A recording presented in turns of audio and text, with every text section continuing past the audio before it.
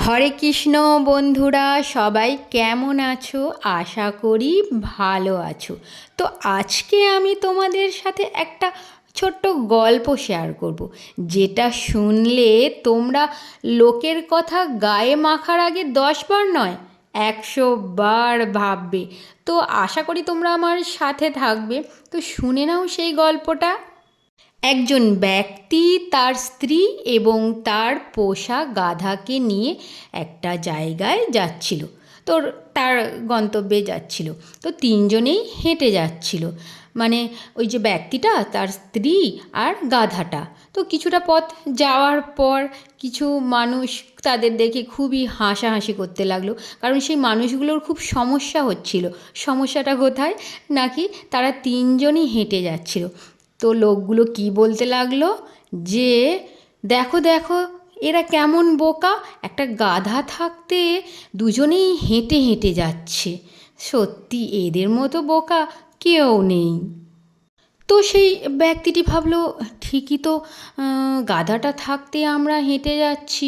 আসলে লোকটি ভেবেছিল গাধাটার কষ্ট হবে, পোষা গাধা তো দুজন হেঁটেই যাই। তো লোকটি দেখলো তাহলে সেই মানুষগুলো যখন হাসাহাসি করছে, তাহলে আমি নিশ্চয়ই ভুল করেছি, তাহলে দুজনেই চেপে বসি গাধার পিঠে। তো যথারীতি তারা দুজনেই গাধার পিঠে চেপে বসলো। তো সেখানেও লোকের সমস্যা। কিছুক্ষণ যাওয়ার পরই আবার কিছু লোক তাদের দেখে হাসাহাসি করতে লাগলো, দেখো দেখো, একটা গাধা নিরীহ প্রাণী, তার পিঠে দুজন হাতির মতো মানুষ চেপে বসে যাচ্ছে। লোকটি ভাবলো, তাই তো, একটা ছোট গাধার ওপরে আমরা দুজন বসে যাচ্ছি, তাহলে আমরা ভুল করছি। ঠিকই আছে, তাহলে আমি চেপে ছিলাম, নেমে যাই, আমার স্ত্রীকে নিয়ে যাই। আবার কিছুটা রাস্তা যাওয়ার পর আবার কিছু লোক হাসাহাসি করতে লাগলো, দেখো দেখো, কেমন বউ পাগলা, বউকে চাপিয়ে নিয়ে যাচ্ছে আর নিজে হেঁটে যাচ্ছে। সত্যি সেই ব্যক্তিটি খুব লজ্জায় পড়ে গেল। তাই তো সে তার স্ত্রীকে নামিয়ে নিজে চড়ে বসলো। আবার কিছুটা পথ যাওয়ার পর আবার লোকে হাসাহাসি আরম্ভ করলো, দেখো দেখো, কেমন পিশাচ, বউটাকে হাঁটিয়ে নিয়ে যাচ্ছে আর নিজে কিনা চেপেছে ওই গাধার পিঠে।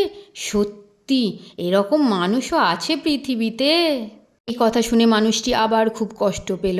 তো কী করে মানুষটি? সে তো প্রচণ্ড বিচলিত হয়ে গেল, দিকভ্রান্ত হয়ে গেল, যে আমি তাহলে করবোটা কি? আমি তো যেটাই করছি সেখানেই তো মানুষের সমস্যা হচ্ছে, তাই না? তাহলে এটা থেকে আমরা কী শিক্ষা পাই বলো তো? আসলে আমরা যেটাই করব, যাই করব, মানুষের কিন্তু সমস্যা হবেই। তুমি যদি কিছু নাও করো, সেখানেও সমস্যা, আর যদি কিছু করো সেখানেও সমস্যা। তাই একজন মহাপুরুষ বলে গেছেন, লোকের কাজ লোকে করেছে, কামড় দিয়েছে পায়, তাই বলে কি তাকে কামড়ানো আমাদের শোভা পায়?